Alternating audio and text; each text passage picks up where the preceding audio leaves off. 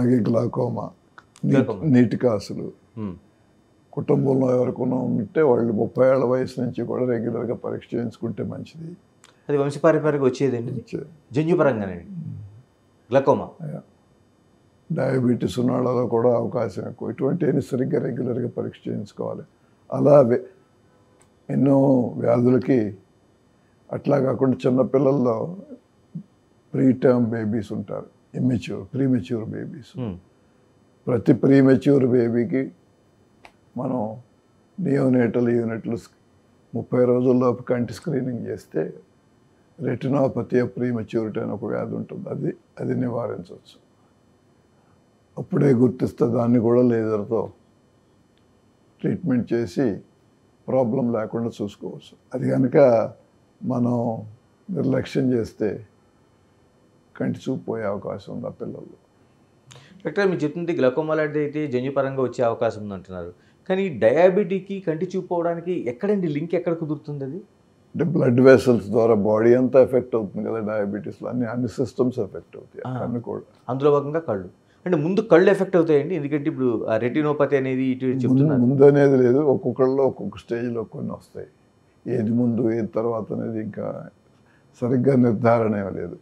కాకపోతే ఒకటి బిలీఫ్ ఏంటంటే డయాబెటీస్ చాలా రోజులు చాలా సంవత్సరాలు ఉన్న వాళ్ళకి కంట్లో కూడా సమస్య వచ్చే అవకాశం ఎక్కువ. డాక్టర్ నేను మీతో ప్రధానంగా చర్చించాల్సింది ఇప్పుడు స్క్రీన్ టైం అనేది పెరిగిందండి. అది టీవీ కావచ్చు, మొబైల్ కావచ్చు, ల్యాప్టాప్ కావచ్చు, మనం ఎందుకంటే సర్వం కూడా ఎలక్ట్రానిక్ గూడ్స్తో లింకప్ అయిపోయి ఉంది. ఇది ఎంతవరకు అండి మనకి కంటిని చూపుకోవడానికి? అదే నేను చెప్పబోతున్నాను. దానివల్ల కంటి చూపు పోదు, స్క్రీన్ టైంతో చిన్న చిన్న సమస్యలు వస్తాయి.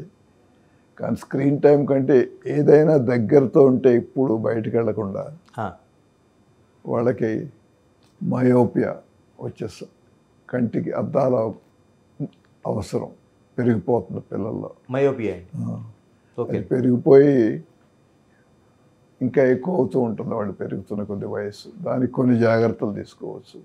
ఆ జాగ్రత్తలు ఏమేమి తీసుకోవాలి? ఇప్పుడు చాలామంది ఇప్పుడు చైనాలో, హాంకాంగ్లో, సింగపూర్లో ఏం చేస్తున్నారంటే ప్రతి స్కూల్లో పిల్లల్ని రోజు మధ్యలో గంట సేపు కంపల్సరీగా బయటకు పంపించాలి. ఓకే, ఎప్పుడు క్లాస్ రూమ్లోనే కూర్చోకుండా.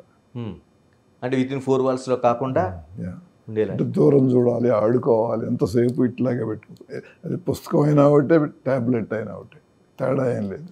ఎప్పుడు ఇలా చేస్తుంటే వాళ్ళకి అవకాశం ఎక్కువ, మయోపియా వచ్చే అవకాశం. రెండోది లైట్ కూడా కొంత ఎఫెక్ట్ ఉంది. సో అందుకని చైనాలో అయితే క్లాస్ రూమ్స్కి గ్లాస్ వాల్స్ పెడుతున్నారు, అంటే లైట్లుతో కాకుండా. ఎందుకంటే చైనాలో 15 ఏళ్ల వయసున్న ఆడపిల్లలో దగ్గర 85% మందికి మయోపియా ఉంది. మన అదృష్టవశాత్తు మనకు అంత పెద్ద ప్రాబ్లం లేదు, కానీ మనకు కూడా ప్రాబ్లం ఉంది. మనం కూడా జాగ్రత్తలు తీసుకోవచ్చు. ఇక్కడ కూడా ప్రభుత్వం కనుక ప్రతి స్కూల్లో ఇటువంటి కొన్ని పెట్టేస్తే పిల్లలు బయటికి వెళ్ళాలి, మినిమం 1 గంట. అందరికీ ప్రతి సంవత్సరం ఐ చెకప్ చేయాలి, స్క్రీనింగ్ చేయాలి. ఇటువంటి కొన్ని పెట్టేస్తే సిస్టంలో చాలా వరకు నివారించవచ్చు. అంటే మయోపతి వల్ల దూరదృష్టి ఉండదండి, లేకపోతే దూరదృష్టి ఉండదు? ఓకే, అద్దాలతో మొదలవుతుంది, కానీ ఆ పవర్ పెరుగుతున్న కొద్దీ మిగిలిన సమస్యల తర్వాత వచ్చే అవకాశం ఉంటుంది. రెటినల్ డిటాచ్మెంట్, గ్లాకోమా ఇవన్నీ వస్తాయి వాళ్ళకి.